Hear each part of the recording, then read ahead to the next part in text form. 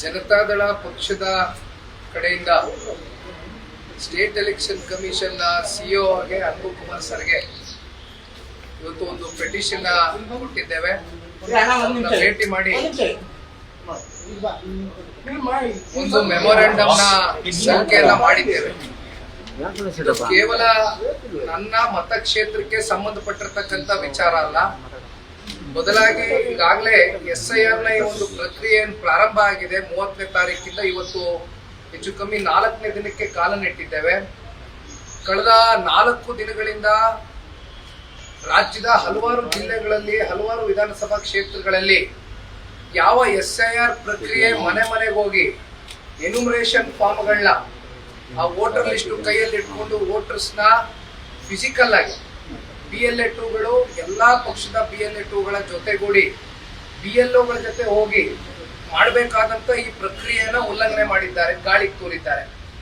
ಇಲ್ಲಿ ನಮ್ಮ ರಾಮನಗರಕ್ಕೆ ನಾನು ಸೀಮಿತವಾಗಿ ಮಾತನಾಡ್ತಕ್ಕಂಥದ್ದಾದ್ರೆ, ನಿನ್ನೆ ದಿನ ಯಾವುದೋ ಒಂದು ಕಲ್ಯಾಣ ಮಂಟಪದಲ್ಲಿ, ಯಾವುದೋ ಒಂದು ಸಮುದಾಯ ಭವನದಲ್ಲಿ ಒಂದು 3 ವಾರ್ಡ್ಗಳು ನಮ್ಮ ರಾಮನಗರದಲ್ಲಿ ಏನು ಬರುತ್ತೆ, 8ರಿಂದ 10 ಬೂತ್ಗಳಲ್ಲಿ ನಿನ್ನೆಯ ದಿನ ನೈಜ ದೃಶ್ಯವನ್ನ ಶೂಟ್ ಮಾಡಿ ಫೋನ್ ನಲ್ಲಿ, ಮೊಬೈಲ್ ಕ್ಯಾಮ್ರಾನಲ್ಲಿ ಸೆರೆ ಹಿಡಿದು ನಮ್ಮ BLA2ಗಳು ಬಹಳ ಆಕ್ಟಿವ್ ಆಗಿ ಇದನ್ನ ಕಳಿಸ್ಕೊಟ್ರು.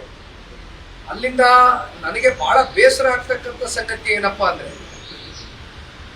DC ಇರ್ಬೋದು, ತಹಸೀಲ್ದಾರ್ ಇರ್ಬೋದು, ತಾಲೂಕಿನ ಆಡಳಿತ, ಜಿಲ್ಲೆಯ ಆಡಳಿತ ನ್ಯಾಯಬದ್ಧವಾಗಿ, ಪಾರದರ್ಶಕವಾಗಿ, ಅಂದ್ರೆ with utmost fairness and transparency ಈ ಒಂದು ಪ್ರಕ್ರಿಯೆಯನ್ನ ಮಾಡಬೇಕಾಗಿದೆ. ಯಾಕೆಂದ್ರೆ ಇದು ಮಾಡ್ತಾ ಇರ್ತಕ್ಕಂಥದ್ದೇ ಒಂದು ಅಕೌಂಟಬಿಲಿಟಿಗೆ, ಒಂದು ಕ್ರೆಡಿಬಿಲಿಟಿಗೆ. ಆದ್ರೆ ಜನರನ್ನ ನೀವು ಇಲ್ಲಿ ಇನ್ವಾಲ್ವ್ ಮಾಡ್ಕೊಳ್ತೀರಾ, ನೀವೇನ ಒಂದು ಫಾರ್ಮ್ ಅನ್ನ ಅವ್ರಿಗೆ ಕೊಡೋದಕ್ಕೆ ಹೋಗ್ತೀರಿ, ಜನ ಏನಾದ್ರೂ ಅವ್ರ ಮನೆಯಲ್ಲಿ ಇಲ್ಲದೆ ಹೋದಂತ ಸಂದರ್ಭದಲ್ಲಿ 3 ಬಾರಿ ನಿಮ್ಗೆ ಹೋಗ್ಲಿಕ್ಕೆ ಅವಕಾಶ ಇದೆ. ಬಿಕಾಸ್ ನಾನು SIR ನ ರೂಲ್ ಬುಕ್ ನ ಓದಿರ್ತಕ್ಕಂಥ ವ್ಯಕ್ತಿ, ನನಗೆ ಗೊತ್ತಿರ್ತಕ್ಕಂಥ ವಿಚಾರ ನಿಮ್ ಮುಂದೆ ಇಡ್ತೇನೆ. ಆದ್ರೆ 3 ಸಲ ಹೋಗಿನೂ ಕೂಡ ಏನಾದ್ರೂ ಪ್ರತಿಕ್ರಿಯೆ ಸಿಗದೆ ಹೋದಂತ ಸಂದರ್ಭದಲ್ಲಿ ಒಂದು ರೆಡ್ ಫ್ಲಾಗ್ ಅನ್ನ ಮನೆ ಆಚೆ ಕಡೆ ಅಂಟಿಸಿ, ಆ ಒಂದು ರೆಡ್ ಸ್ಟಿಕ್ಕರ್ ಅನ್ನ ಮನೆ ಕಡೆ ಆಚೆ ಅಂಟಿಸಿ, ಅದನ್ನ ನೀವು ಒಂದು ಫಾರ್ಮ್ ಅನ್ನ ಅಲ್ಲಿ ಬಿಟ್ಟು ಬರ್ತೀರಾ. ಕೊನೆಗೆ ಏನಾದ್ರೂ ಅದಕ್ಕೂ ಪ್ರತಿಕ್ರಿಯೆ ಬರಲಿಲ್ಲ ಅಂತಾದಾಗ ಅವ್ರನ್ನ ವೋಟರ್ ಲಿಸ್ಟ್ ಇಂದ ಹೊರಗಡೆ ಹಾಕ್ಬೇಕಾಗ್ತದೆ. ಇದು ನಡಿಬೇಕಾಗಿರ್ತಕ್ಕಂಥ ಪ್ರೊಸೀಜರ್. ಆಮೇಲೆ VFC ಅಂತಕ್ಕಂಥದ್ದು ನಾವೇನ್ ಕರಿತೀವಿ, ವೋಟರ್ ಫೆಸಿಲಿಟೇಷನ್ ಸೆಂಟರ್ ಅಂತ, ಇದು ಇಡೀ ರಾಜ್ಯದಲ್ಲಿ 2800 VFCಗಳಿದೆ. ನಾನು DC ಅವ್ರ ಹತ್ರ ಮಾತಾಡಿದಾಗ ನಮ್ಮ ರಾಮನಗರದ DC ನನಗೆ ಹೇಳ್ತಾರೆ, ಇಲ್ಲ ಸರ್, ಇದು VFCಗಳಲ್ಲಿ ಫಾರ್ಮ್ ಅನ್ನ ಹಂಚತಕ್ಕಂಥದ್ದಕ್ಕೆ ಕಾನೂನಿನ ಅಡಿಯಲ್ಲಿ ವ್ಯವಸ್ಥೆ ಇದೆ, ಅವಕಾಶ ಇದೆ ಅಂತಂದ್ರು.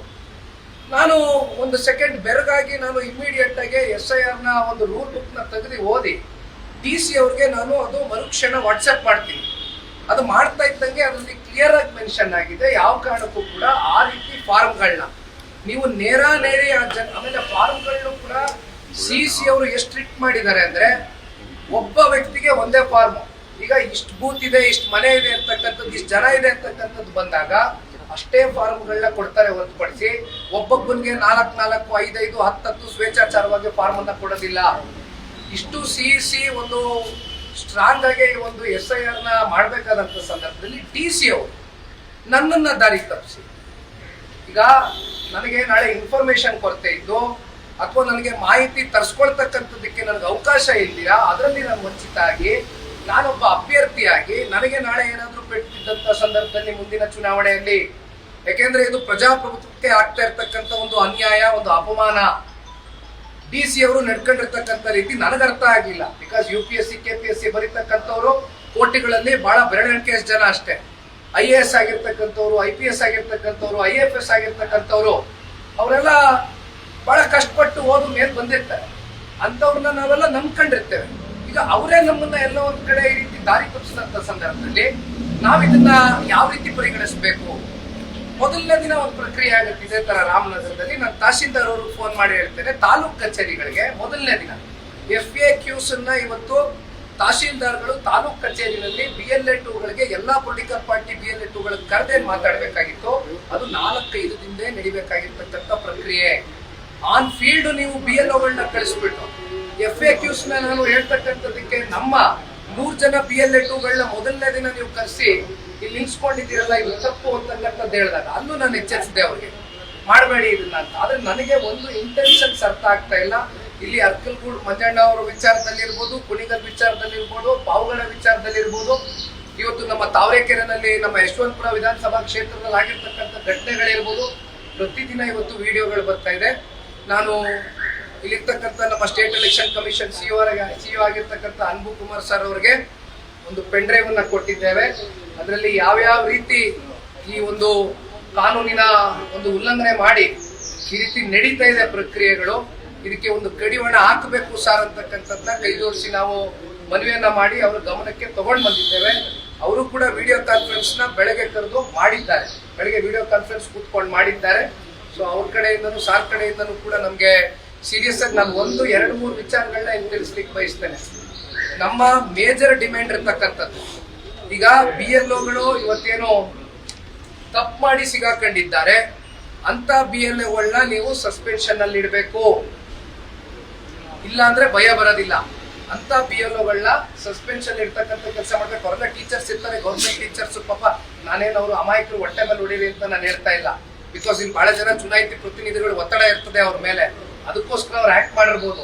ಬಟ್ ಆದರೆ ಅವ್ರು ಮಾಡಿದಂತ ತಪ್ಪಿಗೆ ಅವ್ರು ಹೊರಗಡೆ ಇತ್ತು ಬೇರೆ ಇನ್ಯಾರಾದ್ರೂ ಮತ್ತೆ ಕರ್ಕೊಂಬಂದಲ್ಲಿ ಕೂರಿಸಿದಂತ ಸಂದರ್ಭದಲ್ಲಿ ಸ್ವಲ್ಪ ಬಿಸಿ ಮುಟ್ಟಿಸ್ದಂಗೆ ಆಗ್ತದೆ. ಇದೊಂದು ದಯಮಾಡಿ ಮಾಡಿ ಅಂತ ಕೇಳಿದ್ದೀನಿ. ಆಮೇಲೆ ಇನ್ನೊಂದು ವಿಚಾರ, ಕೆಲವೊಂದಷ್ಟು ಸೆನ್ಸಿಟಿವ್ ಏರಿಯಾಸು, ಸೆನ್ಸಿಟಿವ್ ಬೂತ್ಸ್ಗಳೇನಿರ್ತವೆ ಅಂತ ಬೂತ್ಗಳಲ್ಲಿ ದಯವಿಟ್ಟು ಸ್ವಲ್ಪ ನಮ್ಮ ಸ್ಟೇಟ್ ಎಲೆಕ್ಷನ್ ಕಮಿಟಿ ಕಡೆಯಿಂದ ಮತ್ತೆ ಇವನ್ ಸೆಂಟ್ರಲ್ ಫೋರ್ಸಸ್ ನ ಡಿಪ್ಲಾಯ್ ಮಾಡ್ತಕ್ಕಂಥದ್ದಕ್ಕೂ ಆಗ್ಬೋದು.